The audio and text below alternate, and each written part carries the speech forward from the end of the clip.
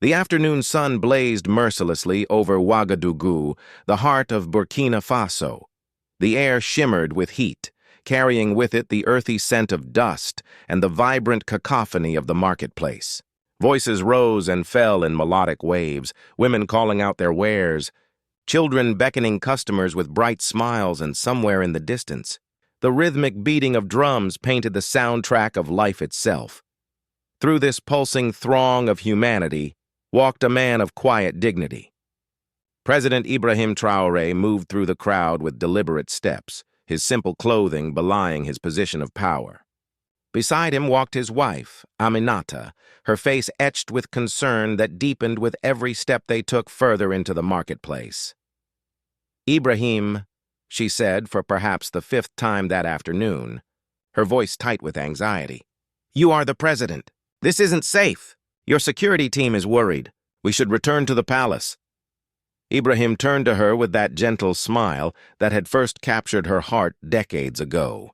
His eyes, warm and understanding, swept across the bustling market scene before them, the vendors arranging their colorful displays of fruit, the children playing between the stalls, the old men sitting in the shade sharing stories and tea. "This, Aminata," he said softly, gesturing to encompass it all. "This is the real Burkina Faso. These are the people I serve.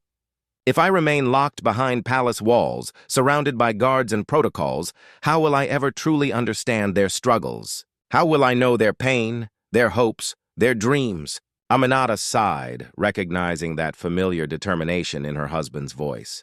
She had learned long ago that when Ibrahim set his mind to something, particularly when it involved serving his people, there was little point in arguing. Still, she couldn't shake the unease that settled in her chest like a stone. They continued deeper into the market.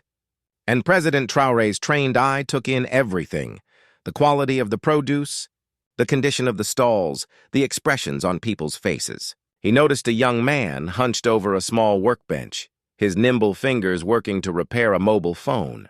The makeshift stall was barely more than a wooden crate with a tattered awning, but the young man worked with focused intensity. Ibrahim approached with a warm smile, his hands clasped behind his back in a gesture of respect. "Assalamu alaikum, my son. How is business treating you today?" The young man looked up and his eyes widened in recognition. His hands froze mid-movement, the tiny screwdriver hovering above the phone's circuit board. You're President Traoré," he stammered, nearly dropping the device in his shock. Ibrahim laughed, a rich, genuine sound that made several nearby vendors turn and smile. "Here in this market, I'm not a president. I'm just another citizen, perhaps a potential customer. Tell me, is your business doing well?" The young man's initial shock gradually transformed into something else: pride. His shoulders straightened, and a smile broke across his face like sunrise. "Yes, sir. Thanks to your youth entrepreneurship program, I was able to secure a small loan to start this repair shop. Before this, I had nothing, no skills, no prospects. Now I'm not only supporting myself, but I'm helping my parents with their expenses. My younger sister can stay in school because of what I earn here." Ibrahim reached out and placed a hand on the young man's shoulder, feeling the subtle tremor of emotion there. "This," he said quietly, "this is what true success looks like. Not the grand declarations in Parliament, not the impressive statistics in reports, but this, a young man building a future with his own hands, supporting his family with dignity. You've done this through your own hard work and determination. I merely opened a door. You were the one brave enough to walk through it." As they moved on, Aminata noticed the moisture in her husband's eyes. She squeezed his hand gently, understanding once again why she had fallen in love with this man who cared so deeply for his people. President Traoré stopped next at a fruit vendor's stall, where bright pyramids of oranges, mangoes, and bananas created a vibrant display. "I'll take some bananas," he said, reaching for his wallet. But before the transaction could be completed, a harsh voice cut through the market's pleasant hum like a blade. "Simash! You clumsy fool! Look what you've done to my glasses!" The shout came from behind them, sharp and venomous. President Traoré turned to see a well-dressed young man in expensive Western clothing berating a poor boy who couldn't have been more than 14. The boy's clothes were patched and faded, his feet bare and dusty. He stood with his head bowed, trembling slightly as the wealthy youth loomed over him. "I'm so sorry, sir," the boy pleaded, his voice barely above a whisper. "There were so many people and I couldn't see. It was an accident, I swear." "An accident?" The young man, whom the market vendors whispered was called Diallo, picked up his designer sunglasses from where they had fallen. Though they appeared undamaged, he held them as if they were priceless artifacts. "These glasses cost more than your entire miserable existence. Do you have any idea what quality looks like?"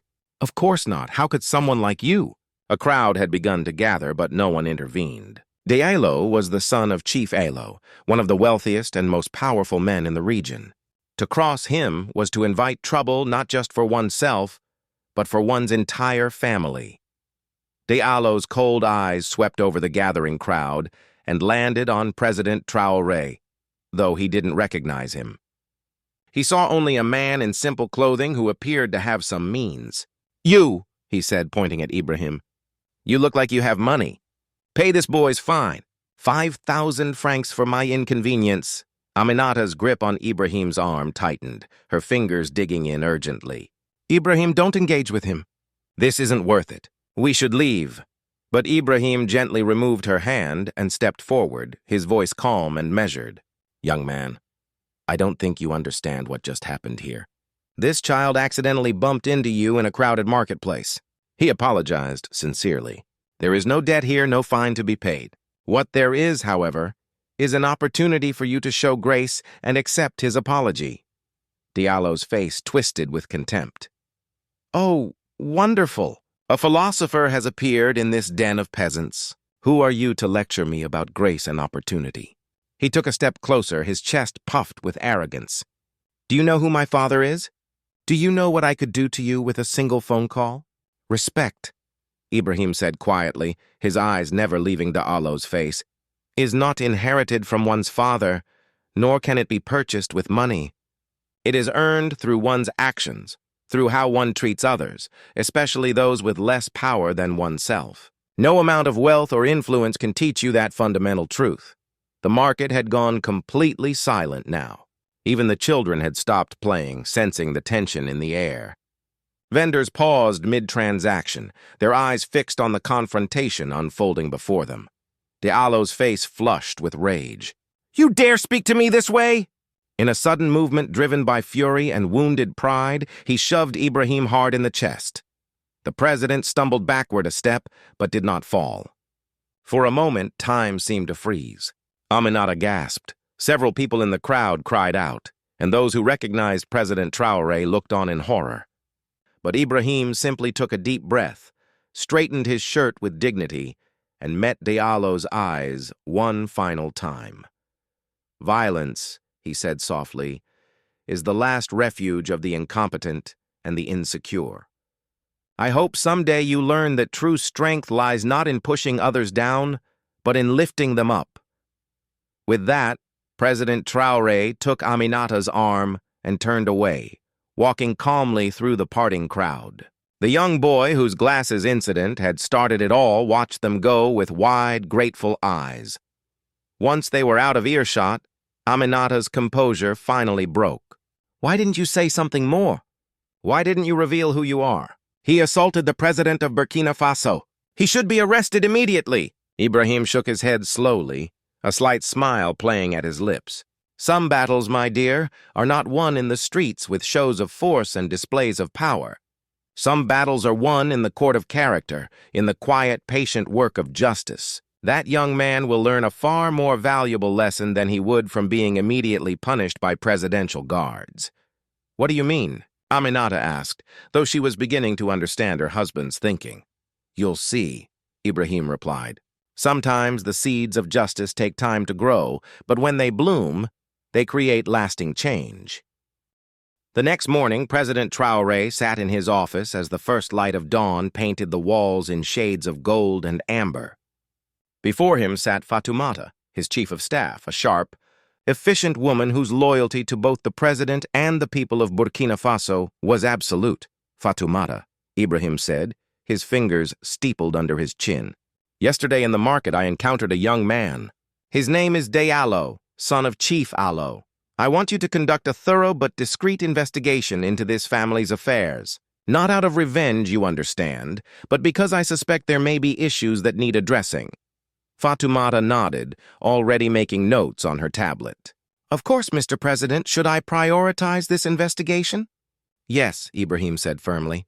If what I witnessed yesterday is typical of this young man's behavior, then there are likely deeper problems that affect the very people we are sworn to serve.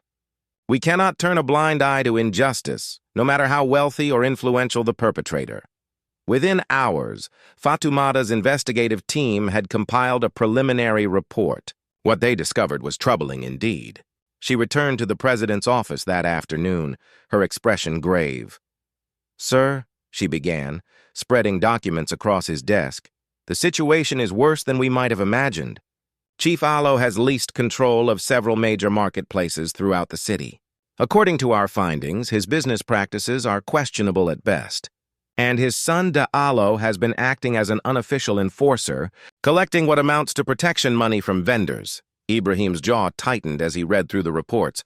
Go on. Chief Allo is drowning in debt, Fatoumata continued. He made several poor investments, and now he's using his control over the markets to squeeze money from the poorest vendors, people who can barely afford to feed their families. And Diallo? She paused, her distaste evident. He's been using his father's position to intimidate, threaten, and even physically assault those who can't or won't pay. President Traoré stood and walked to the window overlooking the city. Somewhere out there, people were suffering under this exploitation. This is not merely bad manners or arrogance, he said quietly. This is systematic oppression. This is crime masquerading as business. He turned back to Fatoumata with decision in his eyes. Summon Yusuf Konate from the legal department. I want every document related to Chief Allo's business dealings examined. Financial records, lease agreements, witness statements, everything. Yes, sir. And what about Diallo? Ibrahim's expression was thoughtful. For now, we watch and document. But soon we will give them both an opportunity. An opportunity for justice, yes, but also for redemption. That evening, as Ibrahim stood alone in his office, Aminata entered carrying 2 cups of tea. She set one on his desk and joined him by the window. You're still thinking about that young man from the market, she said. It wasn't a question. I am, Ibrahim admitted.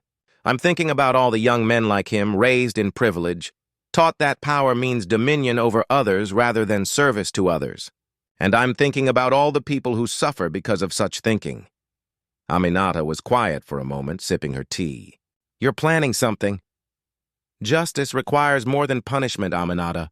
It requires transformation. If we simply arrest Diallo, he learns nothing.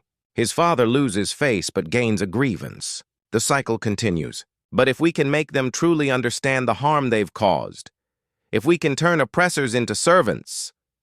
He trailed off, lost in thought. That's a beautiful dream, Ibrahim, Aminata said softly. But what if they refuse to change? What if you offer them redemption and they throw it back in your face? Ibrahim's expression was serene but determined. Then they will face the full consequences of their actions under the law. But I must try. The soldiers who fought alongside me, who gave their lives for this country's freedom, they didn't sacrifice themselves so that we could replace one form of tyranny with another. They fought so that justice and compassion could reign. I owe it to them to at least attempt to redeem those who have lost their way. The next day, Yusuf Konate arrived with thick folders containing the results of his investigation. The findings were damning. Fraudulent contracts, unpaid taxes, intimidation of witnesses, and a pattern of exploitation that stretched back years. Sir, Yusuf said, laying out the evidence, we have more than enough to bring charges. Chief Allo could face significant prison time, and his son could be charged as an accomplice. Ibrahim nodded slowly, reviewing the documents. This is good work, Yusuf, but we're not going to move forward with arrests just yet. Yusuf looked surprised. Sir? Instead, Ibrahim said with a small smile, we're going to host a gala, a celebration of public service, entrepreneurship, and integrity. And Chief Allo and his son will be our guests of honor. I don't understand, Yusuf admitted. Ibrahim's smile widened. You will. Sometimes the best way to reveal the truth is to bring it into the light. We're not just going to punish wrongdoing, Yusuf. We're going to transform it. Within a week, all of Ouagadougou was abuzz with news of the presidential gala. Invitations went out to government ministers, military officers, successful entrepreneurs, and community leaders. The stated purpose was to celebrate those who embodied the values of the new Burkina Faso: integrity, service, and dedication to lifting up others. Among those invited were Chief Allo and his son, Diallo. The evening of the gala arrived with perfect weather, clear skies and a gentle breeze that carried the scent of jasmine through the palace gardens. Strings of lights transformed the grounds into a fairyland, and tables laden with food and drink awaited the guests. President Traoré, dressed in a simple but elegant black suit, personally greeted each arrival. Aminata stood beside him, resplendent in traditional Burkinabe dress, but her eyes were watchful. She knew what her husband planned, and while she trusted his judgment, she couldn't help but worry. "Everything is ready," she whispered, as there was a brief lull in arrivals. Ibrahim nodded. "Tonight we don't destroy. Tonight we build, even if we must first tear down some walls to do so." A sleek black car pulled up and Chief Allo emerged. He was an imposing figure in traditional white robes, his bearing that of a man accustomed to respect and deference. But those who looked closely could see the tension in his shoulders, the uncertainty in his eyes. Behind him came Diallo, dressed in an expensive Western suit, his expression one of barely concealed contempt. "What game is this president playing?" Diallo muttered to his father as they approached the entrance. Chief Allo's response was sharp and low. "Be silent. This is not a game. This is an opportunity, perhaps our last one. Whatever happens tonight, you will show respect." But Diallo merely smirked, his arrogance intact. As the evening progressed, guests mingled, enjoying the food and entertainment. But there was an undercurrent of anticipation. Everyone sensed that this was not merely a social gathering, that President Traoré had some purpose in mind. Finally, as dinner concluded, President Traoré took to the stage. The crowd quieted immediately, all eyes turning toward their leader. "My fellow citizens," he began, his voice carrying clearly through the gardens. "We fought for our independence. We sacrificed blood and treasure to throw off the chains of colonialism and oppression. But what good is political freedom if we allow economic tyranny to replace it? What good is independence if the strong still prey upon the weak?" He paused, letting his words sink in. "Yesterday I walked through the market, something I do regularly, much to the consternation of my security detail." Gentle laughter rippled through the crowd. "And there I witnessed something that troubled me deeply. I saw a young man use his wealth and his father's influence to humiliate and threaten someone who had done nothing more than accidentally bump into him in a crowded space." The atmosphere changed instantly. Guests began glancing around, trying to identify who the president was speaking about. Diallo's face had gone pale, and Chief Allo closed his eyes briefly, understanding that the moment of reckoning had arrived. "I could have revealed my identity," Ibrahim continued. "I could have had that young man arrested on the spot for assaulting the president of Burkina Faso." Gasps echoed through the crowd. "But I chose a different path. Because punishment without understanding creates resentment, not reform. Justice without mercy creates bitterness, not growth." He looked directly at Chief Allo and Diallo. "Chief Allo, you are a man of experience and capability. You could have been an asset to this nation, a pillar of your community. Instead, your businesses have become instruments of exploitation. Your son has become an enforcer of fear rather than a leader of hope." The silence was absolute. Even the night insects seemed to have ceased their chirping. Diallo stood abruptly, his chair scraping loudly against the stone patio.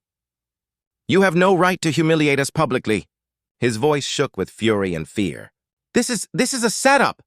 Ibrahim's voice remained calm, almost gentle. "I am giving you an opportunity, Diallo. An opportunity that many would say you don't deserve, but one that I believe every human being should receive. The chance to transform, to become better, to use your strength not as a sword to threaten others, but as a tool to build up your community. You want me to bow before you? Diallo's laugh was bitter. You want me to grovel and pretend to be something I'm not? No, Ibrahim said softly. I want you to discover who you truly could be beneath all that anger and arrogance. Humility before truth is not degradation, it is liberation. Before Diallo could respond, his father stood.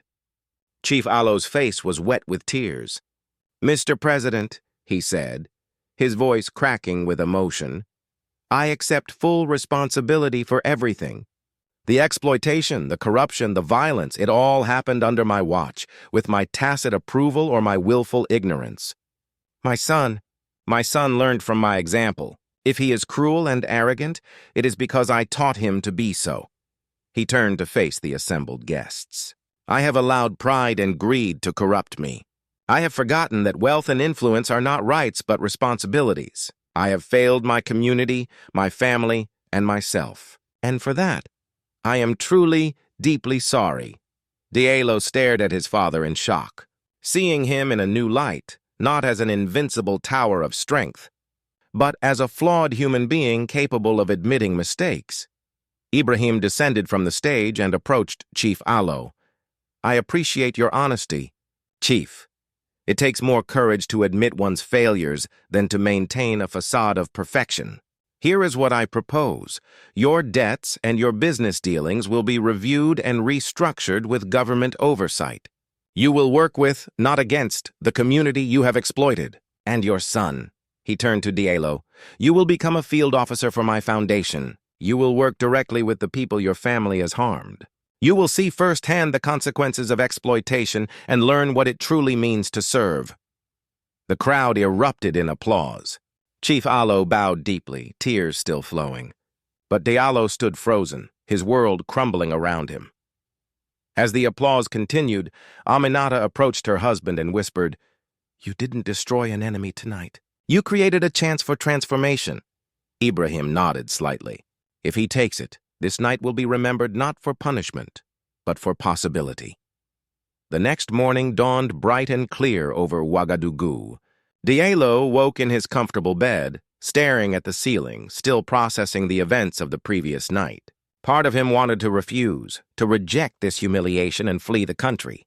But his father's tears, his father's admission of failure, these things haunted him. He dressed not in his usual expensive clothes, but in simple khaki shirt and trousers, the uniform of Foundation field workers. Looking at himself in the mirror, he barely recognized the young man staring back.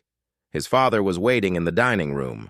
Chief Allo looked older somehow, as if admitting his failures had physically aged him overnight. You don't have to do this, Chief Allo said quietly. We could leave, start over somewhere else. Diallo shook his head slowly. No, father. Running would be the easy choice. Maybe it's time I stopped taking the easy path. The marketplace where Diallo reported for duty was the same one where he had assaulted the president. But now, walking through it as a Foundation worker rather than a feared enforcer, everything looked different. The stalls seemed shabbier, the vendors more weary, the children more desperate. Waiting for him was Auntie Chura, a formidable woman in her 60s who had run a successful vegetable stall for 3 decades. She was known for her no-nonsense attitude and her deep care for the market community. So, she said, looking him up and down with undisguised skepticism, you're the one who's going to be working with me. Yes, ma'am, Diallo said quietly. Do you know who I am? Chura asked. No, ma'am. I'm the woman whose nephew you beat last year because he couldn't pay your father's extortion fees on time. He was hospitalized for 3 days. Diallo felt his face burn with shame. He had no memory of that specific incident. There had been so many. I'm sorry, he whispered. Sorry doesn't heal bones, Chura said sharply. But action might heal something deeper. So here's how this will work. I am your supervisor. You will do exactly as I say when I say it. There will be no special treatment because of who your father is. In this market, you are not a chief's son. You are a worker. No more, no less. Do you understand? Yes, ma'am. Good. Here's your first assignment. She handed him a thick folder. You're going to conduct a survey of every vendor in this section of the market. You'll ask them about their challenges, their needs, their concerns. You'll write everything down. truthfully and completely. No lies, no omissions, no spin. Just the facts. And you'll do it all yourself, not delegate to some subordinate.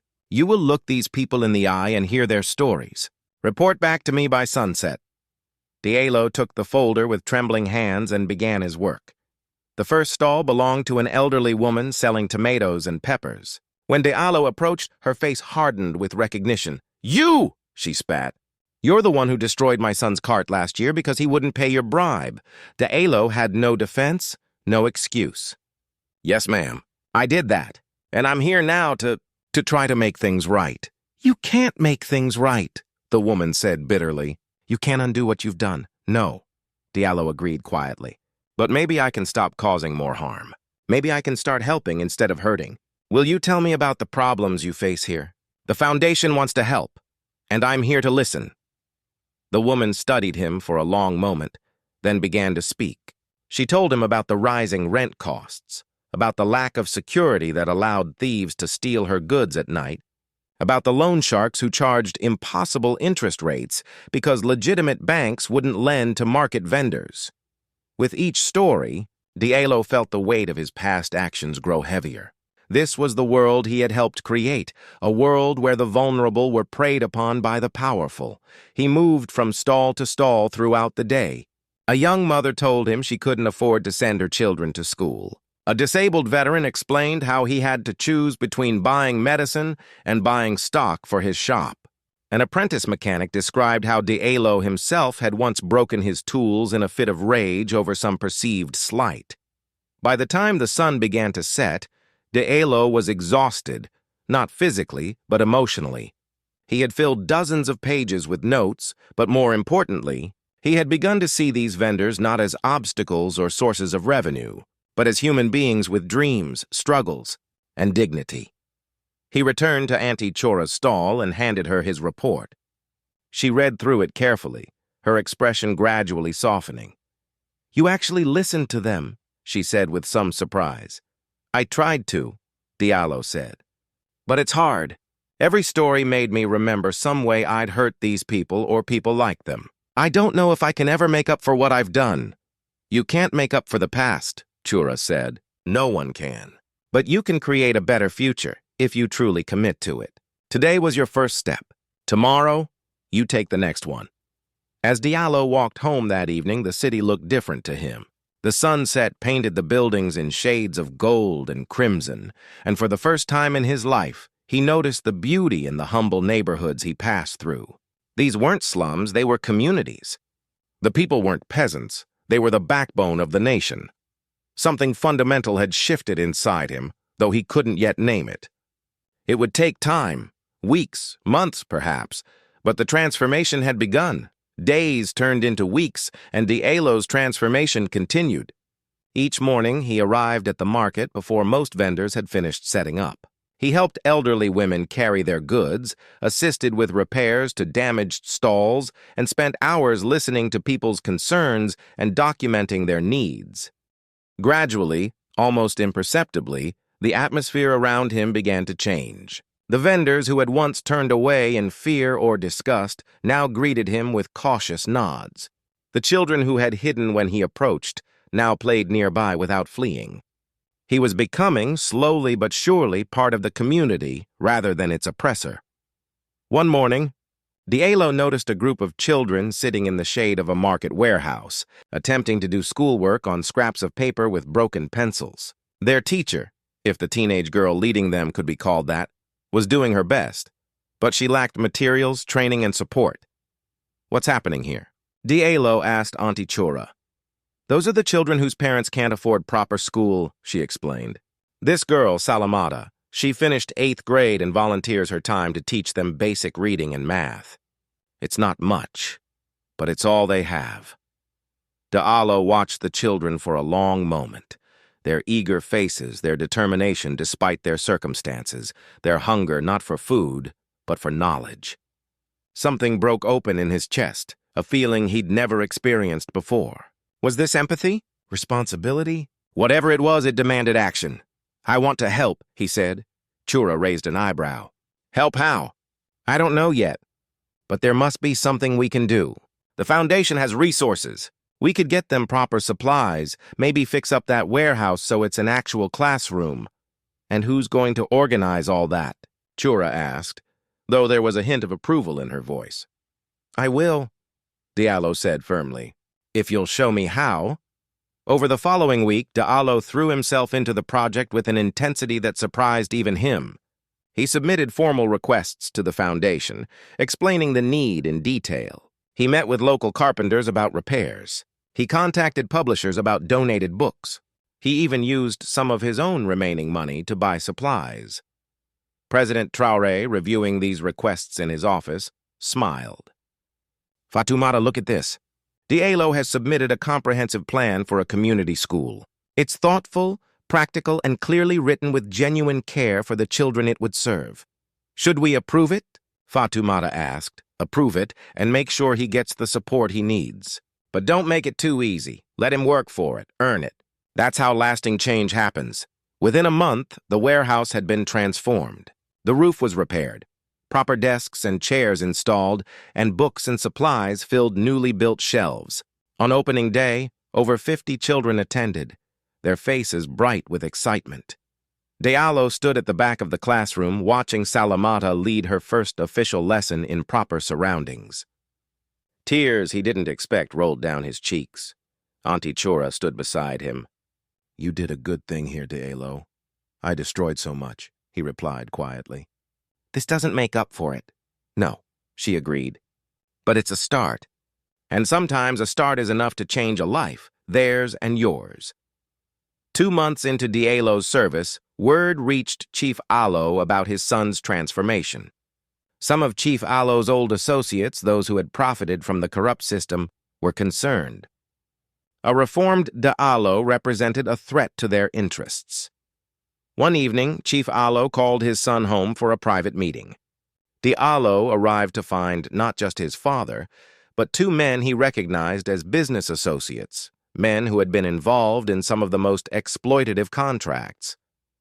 Diallo, his father began, his tone carefully neutral, we need to discuss your future. My future? Diallo looked around the room, suddenly wary. One of the associates spoke up, his voice smooth and oily. Your father has an opportunity to reclaim much of what was lost. A new development project, very profitable. But it requires certain approvals from the foundation. Approvals that someone in your position could facilitate. Diallo felt his stomach turn. You want me to abuse my position? We want you to help your family, Chief Allo said. To remember where your loyalties lie. I know where my loyalties lie, Diallo said quietly. But I'm not sure you do anymore, Father. Chief Allo's face hardened. What's that supposed to mean? It means that 2 months ago you stood before the nation and admitted your mistakes. You spoke about change and redemption. And now, at the first opportunity, you're trying to return to the very behavior that got us into this mess. That was political theater, one of the associates snapped. We did what we had to do to avoid prosecution. Now it's time to get back to business as usual. Diallo looked at his father, searching for some sign that he disagreed, that he still held to the words he'd spoken at the gala. But Chief Allo's eyes were averted, his silence damning. No, Diallo said firmly. I won't do it.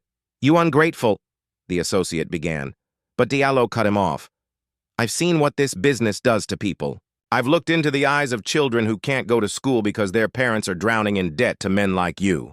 I've listened to vendors explain how they have to choose between paying your extortion fees or buying medicine for their sick children. I won't be part of that anymore.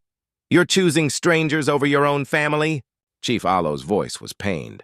I'm choosing right over wrong, Diallo replied. And I'm praying that someday you'll make the same choice again. For real this time. Not just for show. He left the house and went straight to the foundation offices, where he filed a formal report detailing the attempted corruption. He included his father's involvement, knowing it would likely lead to prosecution. That night, unable to sleep, he sat on a bench near the market. President Traoré, who often took late-night walks through the city, found him there. I hear you had a difficult evening, Ibrahim said, sitting down beside him. How did you... Never mind. You're the president. Of course you know. What you did took great courage, Ibrahim said, especially the courage to act even when it meant betraying your father's expectations. Did I betray him? Diallo asked. Or did I finally become the son he should want? Ibrahim smiled. That's a question your father will have to answer for himself. But I can tell you this. Integrity means doing the right thing even when it costs you everything. Tonight you passed the hardest test of all, the test of loyalty to principle over loyalty to blood. It doesn't feel like victory, Diallo admitted. No, Ibrahim agreed. True victory rarely does at first. It feels like loss, like sacrifice. But give it time, and you'll see that what you've done tonight will ripple outward in ways you cannot yet imagine. They sat in companionable silence for a while, watching the empty market stalls stand sentinel in the moonlight. The next morning, news of Diallo's report sent shockwaves through certain corridors of power. Those who had profited from the old system of exploitation realized that their way of life was under genuine threat. If a chief's son could turn against his own father for the sake of justice, what hope did they have of maintaining their corrupt networks? In a dimly lit private club on the outskirts of the city, several men gathered. Among them was Commander Faku, a former military officer whom President Traoré had dismissed for embezzlement and abuse of power. His eyes burned with the fire of resentment and desire for revenge. This Traoré thinks he can remake Burkina Faso in his image of virtue and justice, Faku growled. He's systematically dismantling everything we built. And now he's turned Chief Diallo's own son against him. Added a wealthy businessman who owned several factories where workers toiled in dangerous conditions for pittance wages. If we don't act, we'll all end up in prison or poverty. What do you propose? Asked a politician who had lost his position due to corruption charges. Faku leaned forward, his voice low and venomous. We can't attack Traoré directly. He's too popular, too well protected. But Diallo, he's vulnerable. He's the symbol of Traoré's redemption project. If we can destroy him, discredit him, we destroy the narrative that change is possible. How? The businessman asked. A cruel smile spread across Faku's face. Simple. We create evidence that Diallo has been embezzling from the foundation. Fake receipts, forged signatures, witnesses we can pay or intimidate. We make it look like his reformation was all an act, that he's been stealing from the very people he claims to serve. The people will turn on him, the politician said, nodding slowly, and Traoré's judgment will be called into question. If the president can be so easily fooled, what else might he be wrong about? Exactly, Faku said. We plant the seeds of doubt and let them grow into a forest of distrust. The conspiracy was set in motion. Over the following week, carefully fabricated documents began to surface. Anonymous tips reached sympathetic journalists. Whispers spread through the marketplace. Had anyone actually verified where the foundation money was going? Wasn't it convenient that Diallo, who had been so greedy before, was now in charge of distributing funds? Diallo first learned of the accusations when Auntie Chora called him urgently to her stall. Her face was grave as she showed him a newspaper article. Foundation worker under investigation. Diallo accused of embezzlement. His blood ran cold as he read the details. Amounts. Dates, transactions he had supposedly made to siphon money from community projects into personal accounts. The evidence seemed damning, meticulously detailed. This is all lies, he said, his voice shaking. I haven't stolen anything. I've been completely transparent with every franc I've handled. I believe you, Chora said firmly. But belief isn't enough. We need proof. Word spread quickly through the market. Some vendors, who had just begun to trust Diallo, now looked at him with suspicion. Others defended him, remembering his genuine efforts and transformation. The community was dividing, just as the conspirators had hoped. Diallo went immediately to the foundation offices and requested an emergency meeting with President Traoré. He was ushered into the presidential office within the hour. Ibrahim sat behind his desk, the incriminating newspaper spread before him. His expression was unreadable. Mr. President, Diallo began, his voice steady despite his fear. I know how this looks, but I swear to you, on everything I hold sacred, I have not stolen a single franc. I don't know who is doing this or why, but I am innocent. Ibrahim studied him for a long moment. Tell me, Diallo, if you were in my position and you saw this evidence against someone with your history, what would you think? I would think that a leopard doesn't change its spots, Diallo admitted quietly. I would think that once a thief, always a thief. And that's exactly what whoever is behind this wants you to think. But you're asking me to trust you despite evidence to the contrary, Ibrahim said. You're asking me to believe that you've genuinely changed. No, sir, Diallo said firmly. I'm not asking you to believe anything. I'm asking you to investigate thoroughly. Examine every account, every transaction, every document. If you do that, the truth will emerge. I'm not afraid of an honest investigation. I'm only afraid of being condemned without one. Ibrahim's stern expression softened slightly. That's a fair request. Very well. As of now, you're suspended from the foundation pending a complete audit. Yusuf Konate will lead the investigation personally, and I promise you it will be thorough and impartial. Thank you, sir, Diallo said. That's all I ask. As Diallo left the office, he felt strangely calm. He had told the truth, and the truth would have to be enough. The next few weeks were the most difficult of Diallo's life.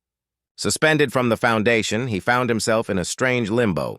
He couldn't work at the market, couldn't engage with the community projects he'd started. All he could do was wait while the investigation proceeded. The conspiracy intensified their efforts. More evidence surfaced. Anonymous witnesses came forward claiming they had seen Diallo accepting bribes or taking money from foundation accounts. The media, ever hungry for scandal, amplified every accusation. Public opinion began to turn. The same people who had celebrated Diallo's transformation now questioned whether it had ever been real. Street corner conversations buzzed with speculation. Had Traoré been fooled? Had Diallo been playing a long game, building trust so he could steal more effectively? Diallo's isolation was profound. His father, facing his own legal troubles, couldn't offer support. His old friends, the wealthy, entitled circle he used to run with, wanted nothing to do with him now that he was disgraced. And his new friends, the market vendors and community members, were uncertain. Some believed in his innocence, but others wondered if they had been naive to trust him. One evening, as Diallo sat alone in his modest apartment, he had moved out of his father's mansion months ago, there was a knock at the door. He opened it to find Salamata, the young teacher from the community school. "May I come in?" she asked. He stepped aside, surprised. "Of course. But shouldn't you avoid being seen with me? Your reputation?" "My reputation will be fine," she said firmly. "And even if it weren't, some things are more important than reputation." She sat down and pulled out a worn notebook. "I've been keeping records," she explained. "Every donation to the school, every expense, every receipt. I wanted to show the children the importance of accountability. And according to my records, every single franc allocated to the school arrived exactly as promised. Nothing was skimmed, nothing was stolen." "That's just one project," Diallo said wearily. "The accusations involve others." "Then we get those records too," Salamata said. "Diallo, I was one of the children who used to hide when you walked through the market. I remember being terrified of you, but I also remember the day you showed up to help us. The day you cried while watching us learn. That wasn't an act. You can't fake that kind of emotion." "How can you be so sure?" Diallo asked. "Because I've seen real cruelty and real kindness in my life," she replied. "And I've learned to tell the difference. You're being framed, and I'm going to help prove it." Over the next week, Salamata mobilized other community members. They gathered their own records, collected their own testimonies, built their own case. They brought everything to Yusuf Konate, who was conducting the official investigation. Meanwhile, Yusuf's team had been doing their own digging. As forensic accountants examined the suspicious documents, they began to notice inconsistencies, signatures that didn't quite match, dates that didn't align with Diallo's known whereabouts, transactions that originated from IP addresses he'd never accessed. The paper trail led back, slowly but surely, to a network of individuals with connections to Commander Faku. 3 weeks after the accusations first surfaced, Yusuf Konate requested an urgent meeting with President Traoré. He arrived with boxes of documents and a grim expression. "Mr. President," he began, "I've completed the investigation into the allegations against Diallo." "And?" Ibrahim asked. "He's innocent." completely and unequivocally innocent. Every accusation was fabricated. The documents were forged. The witnesses were paid or coerced. The whole thing was an elaborate frame-up. Ibrahim leaned back in his chair, his face thoughtful rather than surprised. Do we know who was behind it? Commander Faku was the primary architect, Yusuf explained, laying out the evidence. But he had help from several others. Businessmen, politicians, all people with grudges against you and your reform agenda. They saw Diallo as a symbol of your success, and they wanted to destroy that symbol. And in doing so, they hoped to discredit not just Diallo, but the very idea that people can change, Ibrahim said quietly. They wanted to prove that redemption is impossible, that the corrupt will always remain corrupt. Yes, sir. What would you like me to do? Ibrahim stood and walked to the window. Arrest Faku and his co-conspirators. Bring charges of fraud, conspiracy, and witness tampering. But more importantly, I want the truth publicized immediately. Diallo's name must be cleared completely, publicly, and unambiguously. Of course, sir. And Diallo himself? Bring him here, Ibrahim said. It's time we had another conversation. An hour later, Diallo entered the presidential office. He looked thinner, older, worn down by weeks of suspicion and isolation. But his eyes were clear and his bearing dignified. Diallo, Ibrahim said warmly, gesturing to a chair. Please sit. I have news. He explained the findings of the investigation, watching as relief, anger, and vindication played across Diallo's face. Commander Faku, Diallo said when Ibrahim finished. He really hated you that much? He hated what I represent, Ibrahim corrected. Justice, accountability, the idea that power should serve rather than dominate. And yes, he hated you too, or rather what you had become. Your transformation threatened his worldview. So what happens now? Diallo asked. Now? Ibrahim smiled. Now you return to your work. Your suspension is lifted immediately, and I want you to resume your duties at the foundation. But more than that, I want you to step into a larger role. The community has rallied around you, Diallo. They've defended you, believed in you, fought for you. That's not something that can be manufactured or forced. It's earned. You've earned their trust. I don't know if I'm ready for more responsibility, Diallo said honestly. I'm still learning, still trying to make up for everything I did wrong. You'll never stop learning, Ibrahim said. And you'll never fully make up for the past, none of us can. But that's not the point.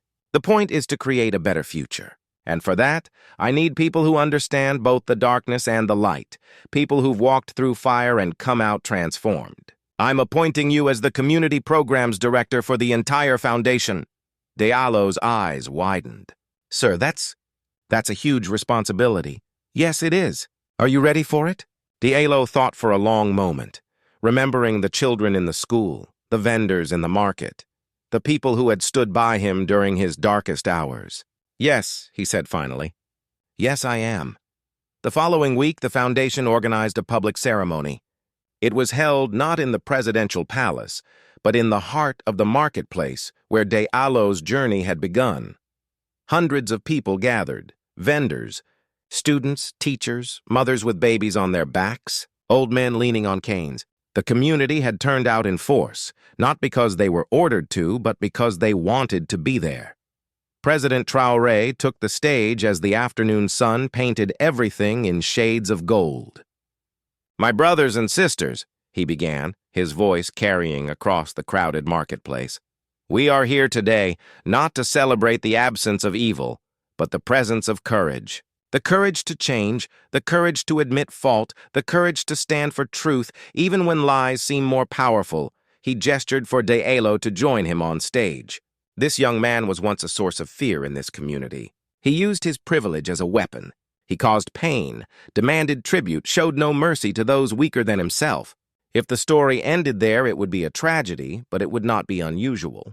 Our world is full of such stories. The crowd was silent, hanging on every word, but the story didn't end there, Ibrahim continued.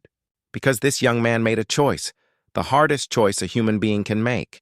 He chose to look honestly at what he had become and to commit himself to becoming something better. And when that choice was tested, when he was offered the easy path back to privilege and power, he chose justice instead. even when it meant standing against his own father. He placed a hand on Diallo's shoulder. And then, when forces of corruption tried to destroy him, tried to prove that change is impossible, that redemption is a myth, this community stood by him. You defended him. You believed in him. And in doing so, you didn't just save one man. You affirmed a truth that every society needs, that we are not defined by our worst moments, but by our willingness to rise above them. Tears were streaming down Diallo's face now, and he made no effort to hide them.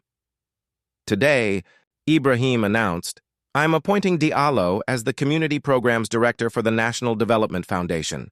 In this role, he will be responsible for overseeing initiatives across the entire country, bringing the lessons he learned here to communities throughout Burkina Faso." The marketplace erupted in applause. People cheered, ululated, waved their hands in celebration. Auntie Chura, standing in the front row, was openly weeping with pride. When the noise subsided, Ibrahim handed the microphone to Diallo. The young man stood trembling, overwhelmed by the moment. He looked out at the sea of faces, faces that had once feared him, then doubted him, and now supported him. "I don't have grand words," he began, his voice shaking. "I'm not a politician or a philosopher. I'm just someone who spent most of his life hurting people and then, by grace, was given a chance to start healing instead." He paused, collecting his thoughts. "When President Traoré first confronted me in this market, I was so full of arrogance that I couldn't even see it. I thought power meant making others fear you. I thought wealth meant you didn't have to care about anyone else's suffering. I was wrong about everything that matters." His voice grew stronger. "These past months have been the most difficult and the most meaningful of my life. I've seen what real strength looks like. It looks like Auntie Chura running her vegetable stall for 30 years to feed her family. Real courage looks like Salamata teaching children with nothing but her own knowledge and dedication. Real dignity looks like the vendors who wake before dawn every day to make an honest living." He turned to President Traoré. "Sir, you gave me something I didn't deserve, a second chance. But more than that, you showed me what leadership really means. It's not about standing above others. It's about lifting them up. I promise you, and I promise this community, that I will spend the rest of my life trying to be worthy of the trust you've placed in me." The applause this time was even louder, mixed with shouts of encouragement and support. As the ceremony concluded and people began to disperse, Diallo found himself surrounded by well-wishers. The young boy he had once humiliated over the sunglasses incident approached shyly. "Sir," the boy said, "I just wanted to say, I forgive you." Diallo knelt down to the boy's level. "Thank you. That means more than you know. What's your name?" "Samash," the boy replied. "Samash, would you like to help at the community school? We could use someone to assist with the younger children." The boy's face lit up. "Really? Yes, I would love that." As the sun set over Ouagadougou, painting the sky in brilliant shades of orange and purple, Diallo stood with President Traoré looking out over the market. "Do you know what the greatest victory is?" Ibrahim asked. "Tell me," Diallo replied. "It's not defeating your enemies. It's transforming them into allies. It's turning hatred into understanding, cruelty into compassion. Today, we didn't just appoint a new director. We proved that change is possible, that redemption is real, that every human being contains the seed of greatness, if only they're given the right soil to grow in." Diallo nodded slowly. "I used to think I was strong when I made others weak. Now I understand that real strength comes from helping others become strong." "Exactly," Ibrahim said. "And that, Diallo, is the lesson that will shape the future of Burkina Faso. Not just for you, but for everyone watching your journey." In the months that followed, Diallo threw himself into his new role with the passion of a convert. He traveled to villages and towns across Burkina Faso, meeting with local leaders, listening to community needs, and developing programs tailored to each area's unique challenges. Everywhere he went, he told his story, not with pride, but with humility. He spoke honestly about his past cruelty, his journey of transformation, and the people who had believed in him when he didn't deserve belief. His authenticity resonated deeply, particularly with young people who felt trapped by their circumstances or their own past mistakes.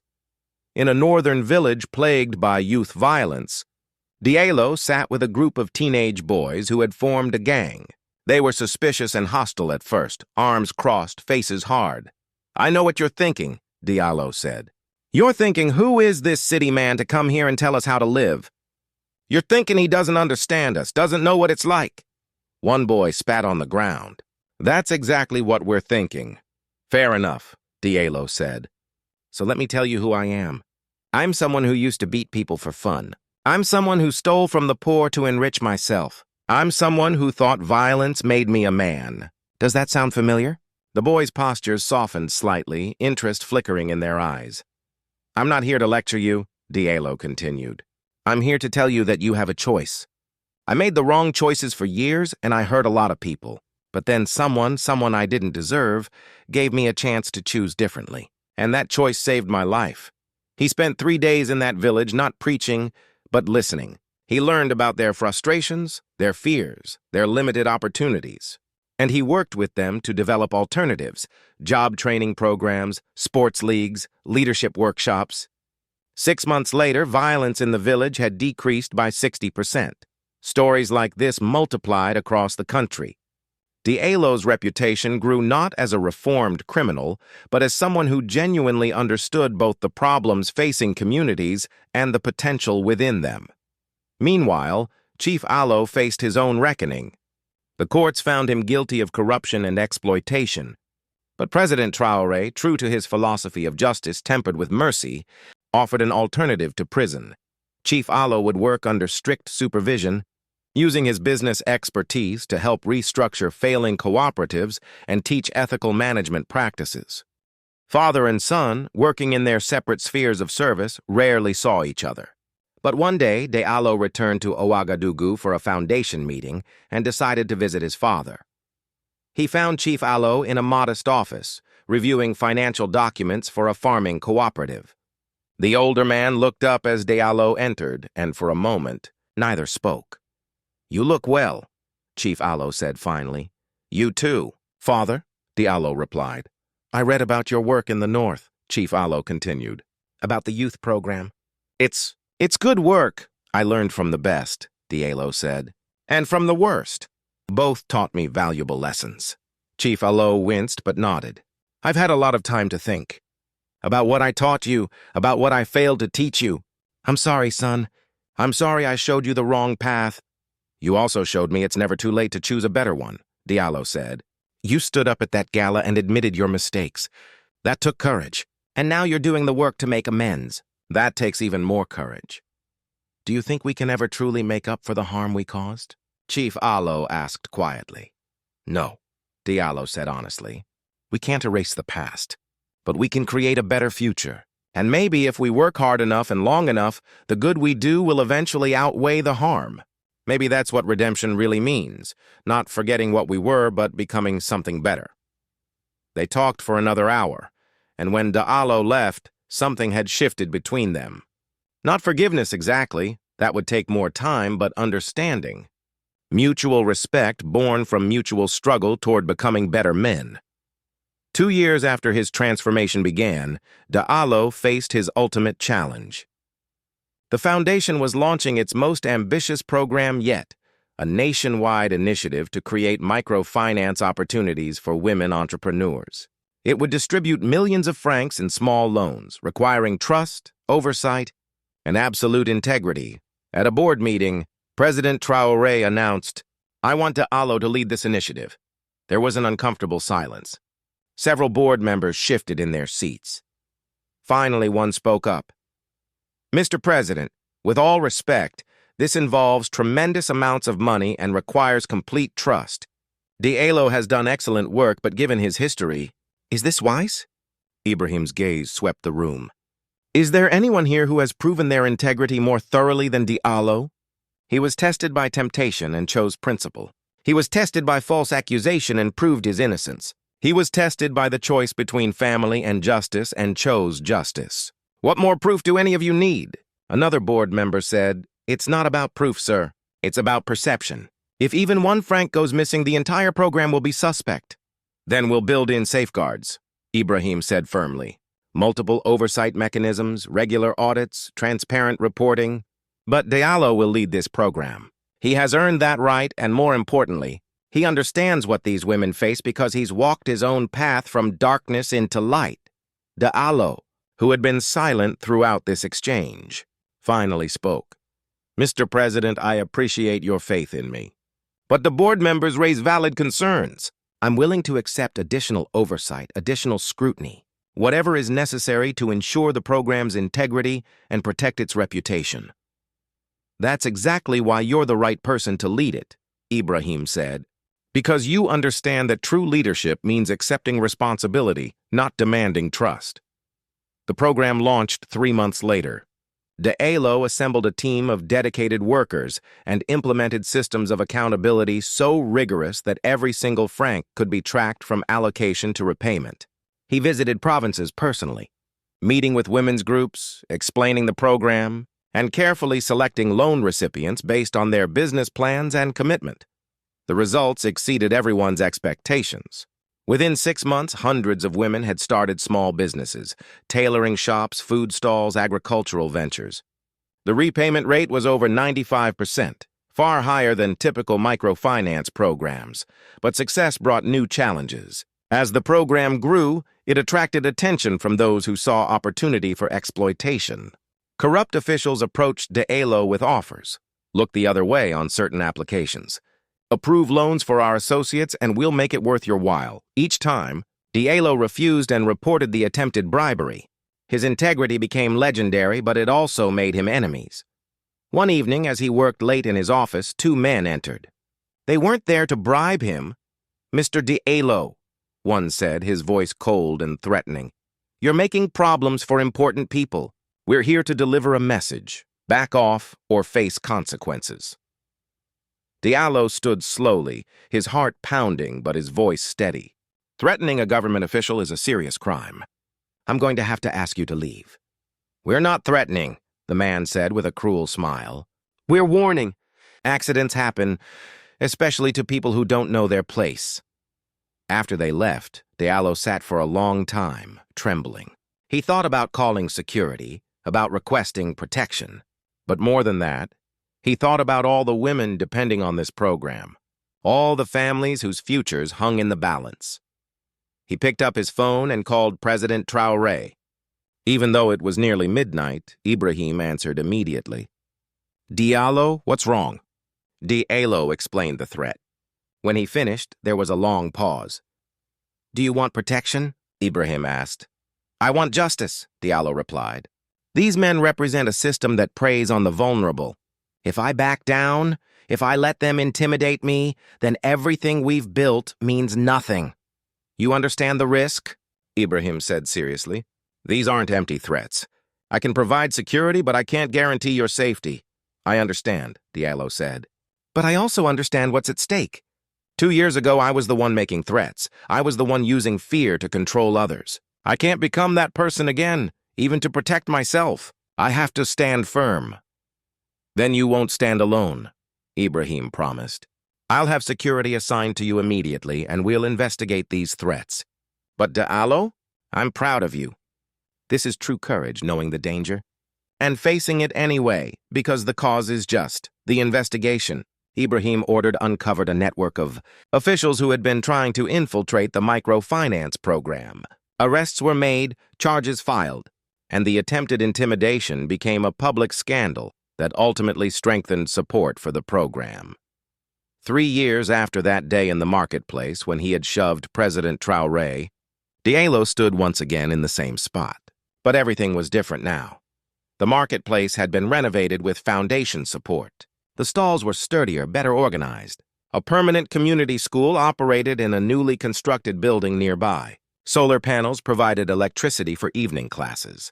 Clean water flowed from a foundation-installed well. But the biggest changes weren't physical, they were human. Vendors who had once cowered in fear now stood tall, proud of their businesses and their community. Children who had begged or pickpocketed now attended school regularly. Women who had been trapped in cycles of poverty now ran successful enterprises.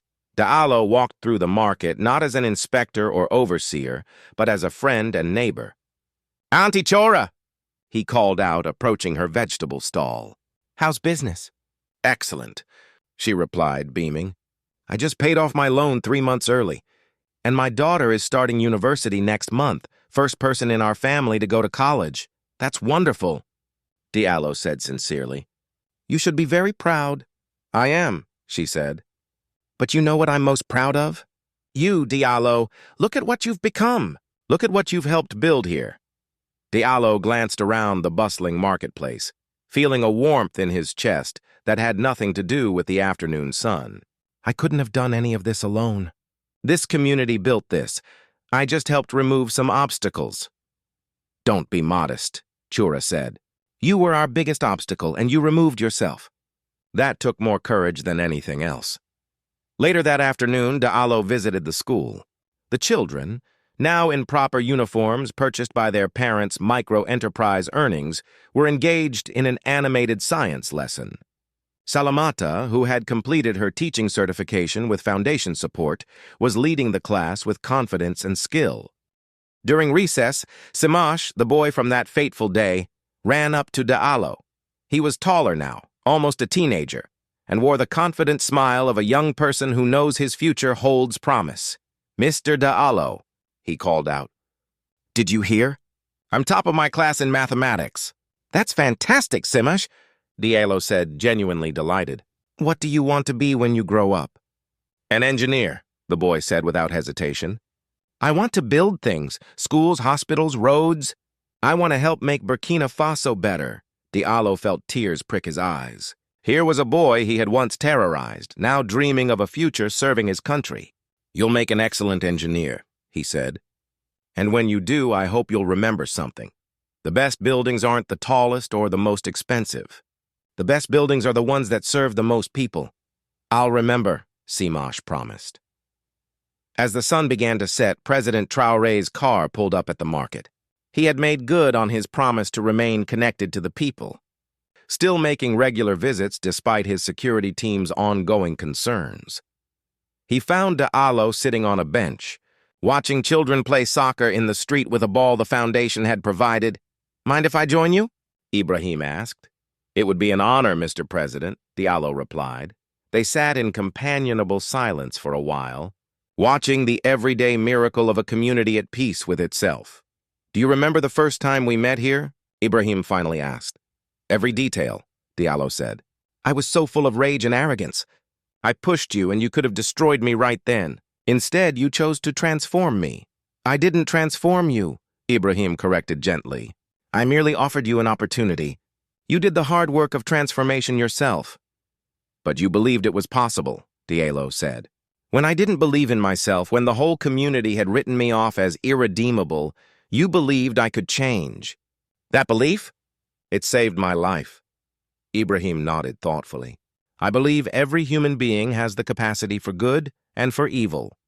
What determines which one prevails is often just a matter of which one we feed, which one we nurture.